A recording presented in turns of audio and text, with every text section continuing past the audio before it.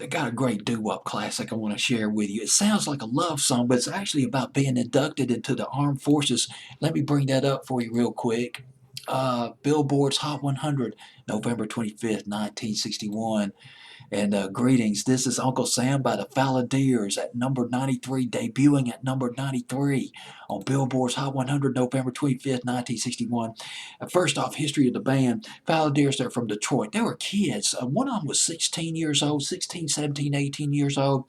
A couple of them were from one high school in Detroit, another one from another high school in Detroit. They formed the Valadiers in 1959, signed a deal with Motown, the first white act, the first white group to be signed to the Motown label.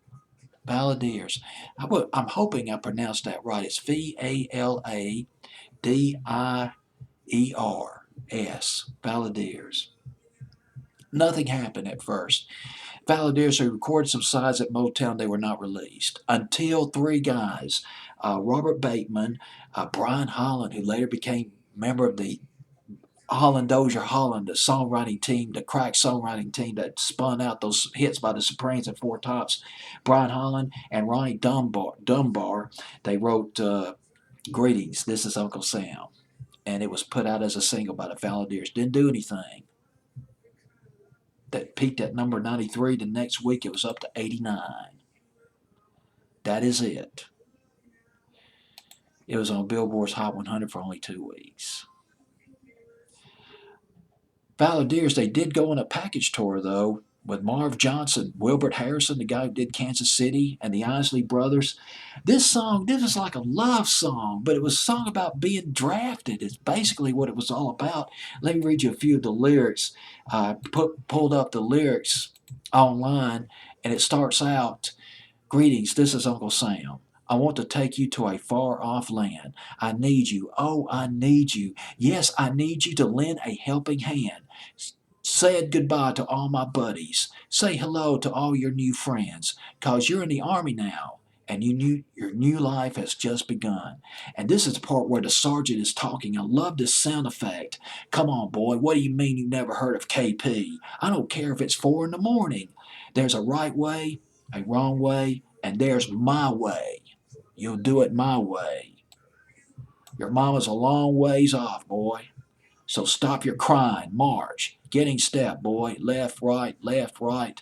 I said, get in step, boy. Left. Gosh, how many guys, particularly during the Vietnam era, heard that? Here's the thing about 1961. Well, during the Cold War era, the draft was a fact of life. You turn 18, the chances of you getting drafted was pretty good, particularly during the Vietnam era. I did some research, and the number of draft inductees in 1961, number of guys who got drafted, 118,586. That was up from 86,602 the year before. There was that increase in 1961, I think, because John F. Kennedy, there was the crisis in Berlin, the standoff with Nikita Khrushchev in Berlin, and Kennedy increased the draft calls at least temporarily.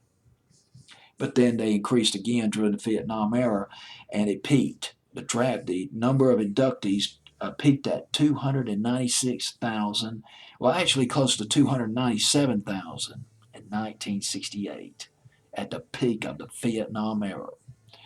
The number of draft inductees started to come down after Nixon became president, and the draft was finally dropped in 1973.